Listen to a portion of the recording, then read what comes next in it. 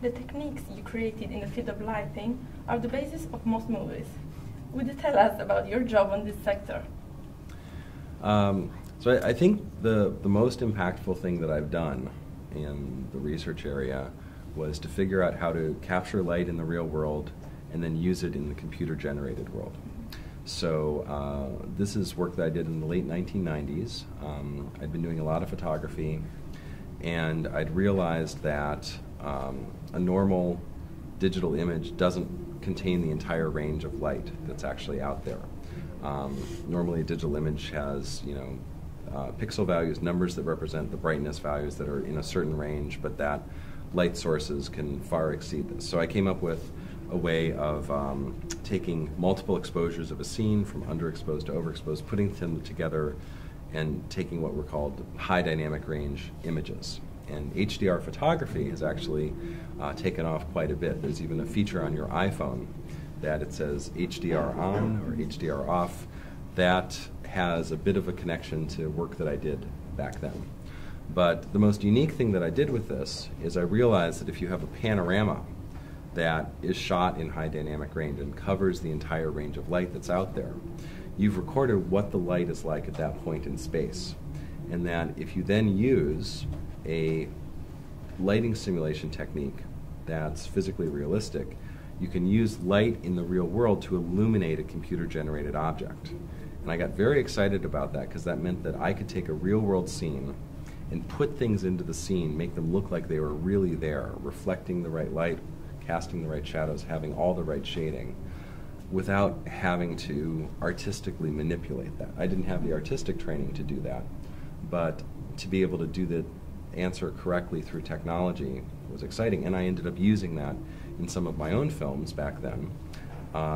It was seen as a useful technique for Hollywood films, for the visual effects, and at this point I think that it probably has been used in probably a couple hundred different films. So it's probably no movie that involves both live action and computer graphics that doesn't do some form of this image-based lighting process. Which one of the films you worked for had the biggest impact on the field of visual effects? Good question. So,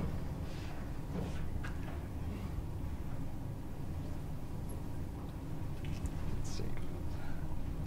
Well, so in my job I work for a university, and our main goal is to write research papers and present them at conferences, usually the SIGGRAPH conference. It's nice to come to the VIEW conference like we have here and share some of the techniques with the Italian community and also interact with some of the other people in the movie industry. The Matrix is seen as having a big influence on visual effects because it used photography to combine what has happened in the real world with what's happened in the virtual world. And the very story of The Matrix is about losing the boundary between what is real and what is virtual. It's about realizing that everything around you could be a computer simulation. And so there was a very nice marriage of technology between taking digital photographs of the real world, turning it into virtual scenes, and then inside the visual effects for this movie, turning it back into things that looked like the real world, except it was actually a simulation of the computer world. I think that pointed the way a lot to this merging of what is photographically acquirable and what can be simulated, and a lot of visual effects since then have been based on that. Which director you work with can give importance and use at the best the visual effects in these movies? So I got to work with Alfonso Cuarón a little bit on the movie Gravity, and see him directing actors that were inside the the LED system to light their faces, and getting a believable performance for a scene in a movie. Part of it is making sure that it's shot from the right angle. Part of it is making sure that the light is the right light that's on their face. I was happy that technology we had developed about taking light from a virtual set and then reprojecting it on the actor to get that light to look correct in the movie was useful for this film. But most importantly, you have to have what's happening to the actor be impacting how that actor is performing. And usually when an actor is on a set, they're having to imagine a lot of what's going on around them, and they have to play out this simulation in their head so they can react to something that isn't really happening to them. What I saw with Alfonso Cuarón working with the actors is that through his own energy and his own things that he says to the actors, he could really help convince them of what was happening to them, that they were in danger, that this thing was coming at them, that they might be losing hope, that there's, this is going to be the end of them. And with all of the things that you see in a performance, it's about how are you reacting to the environment, how are you reacting to the light, how are you reacting to the physics, how are you reacting to the situation of the story. And whatever we couldn't simulate in technology, he was able to create in their minds through his directing. That was amazing to watch. What will be the next progress in the field of visual effects? And on what aspect do you have to work in the next years? So we're seeing more and more computer-generated characters showing up in films and also video games.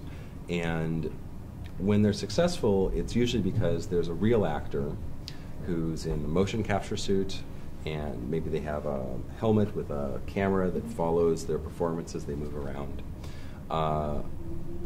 The process of getting a real actor's performance onto a digital character is still far from perfect.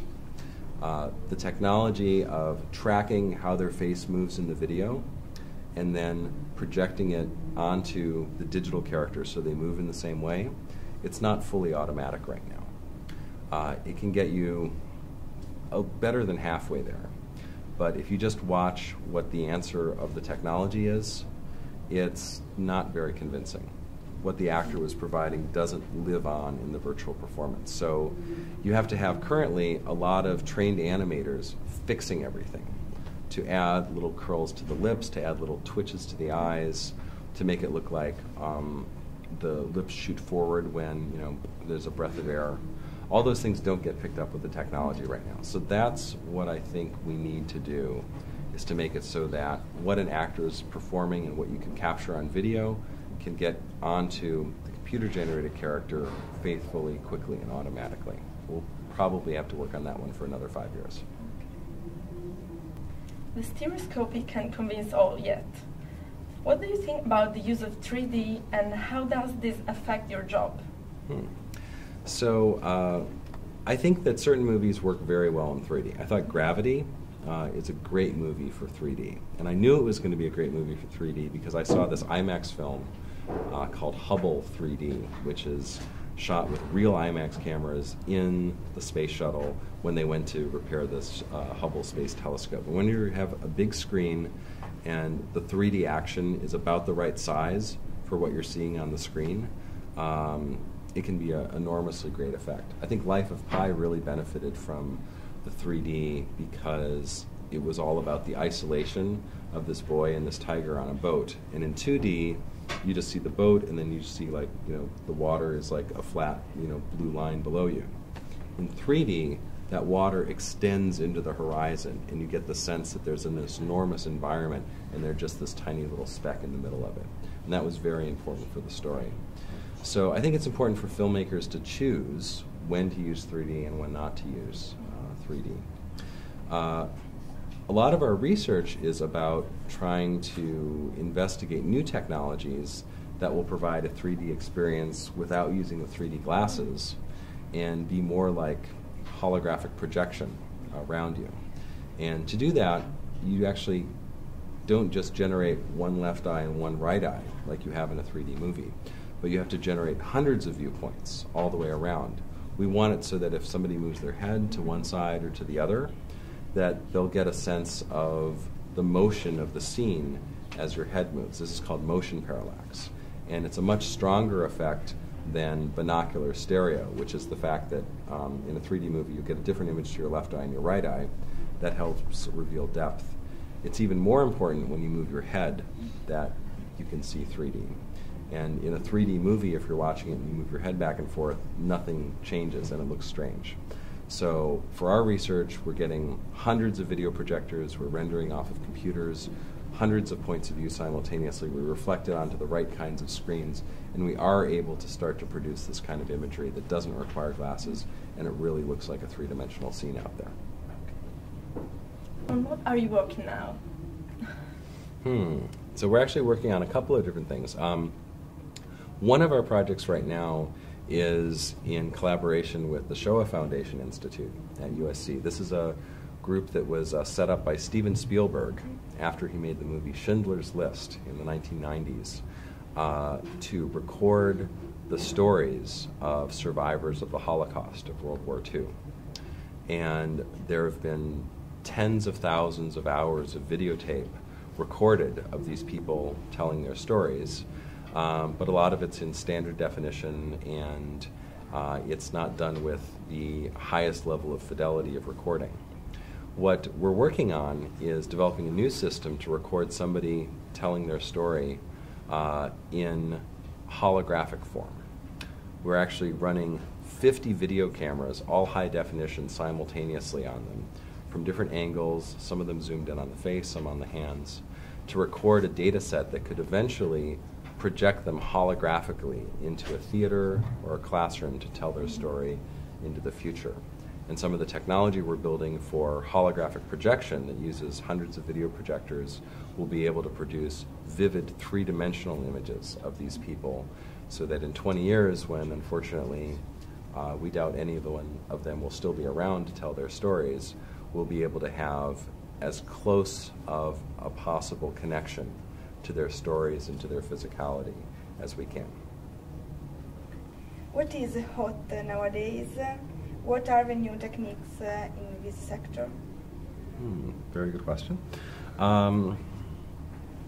Let's see. So in visual effects, something that's very hot now is using much more advanced lighting simulation based on real physics.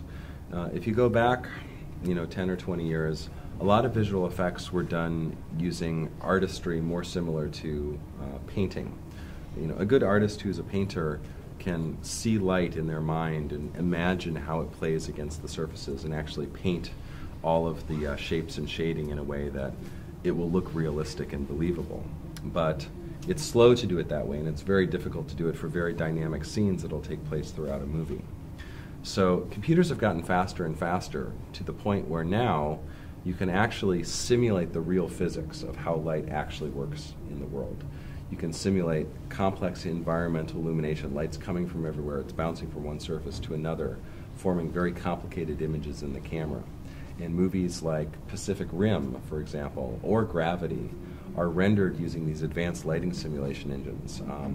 This one that both of those films was rendered in is called Arnold. It's written by a Spanish friend of mine named Marcos Fajardo. And he started writing it in the year 1998, when computers were still too slow to do this.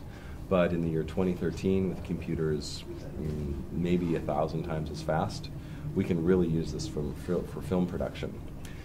In the next 5 to 10 years, it's going to be possible to do very realistic simulations of light in real time, interactively.